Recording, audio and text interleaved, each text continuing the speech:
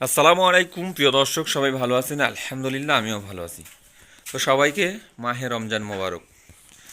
তো আজকে রবিবার, আগামীকালকে শনিবার ছিল। তো আমরা চান্দাইকোনা হাট থেকে গরুটা কিনে নিয়ে এসেছিলাম এবং গরুটা মাশাল্লাহ দেখতে পাচ্ছেন অনেক সুন্দর। এবং গরুটা দুই দাঁত, গরুটার বয়স দুই দাঁত হয়েছে এবং মাশাল্লাহ দেখেন মোটামুটি গরুটা অনেক সুন্দর। এবং কীরকম দামে কিনছি অবশ্যই এই ভিডিওর মাধ্যমে আপনাদের বলবো। তো আপনারা দেখতে পাচ্ছেন যে চারিদিকে গরুটা অনেকটা সুন্দর, কারণ এইসব গরুগুলাই কুরবানির মধ্যে বেশি মানুষ চয়েস করে এবং কিনে। এগুলা বেশি দিয়ে এবং বড় গরুর চাইতে এগুলা মাংস বেশি দাম পড়ে যায় এবং এগুলা পালাই অনেকটা ভালো। তো মূলত গরুটার দাম পড়ছে ৭৮,০০০, আর খরচ বরচ দিয়ে মোটামুটি ৭০-এর মতন পড়ছে। এবং দেখতে পাচ্ছেন পাশে এর আগে ভিডিওতে দেখাইছিলাম যে এই গরুটাও মোটামুটি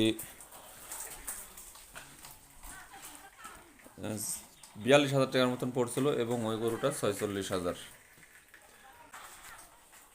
তো মাশাল্লাহ তিনটা গরুই অনেক সুন্দর হয়েছে এবং কুরবানির জন্য তৈরি করা হচ্ছে।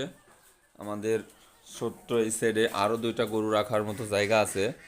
তো ইনশাল্লাহ সামনে কোরবানির পরে আমরা গরু তোলার চেষ্টা করব। এবং মূলত আমাদের গরুকে দেখেন কি কি দানাদার খাদ্য দিই, এটা আপনাদের নিজ চোখে দেখাচ্ছি। যে এখানে দেখেন এটা জব বোনা হয়েছিল ৭ কাঠার মতন জমিতে, আর ওই বস্তার ভিতরে কাঁচা ঘাস আছে যেটা মাঠে থেকে কাটা হয়। এবং এখানে দেখতে পাচ্ছেন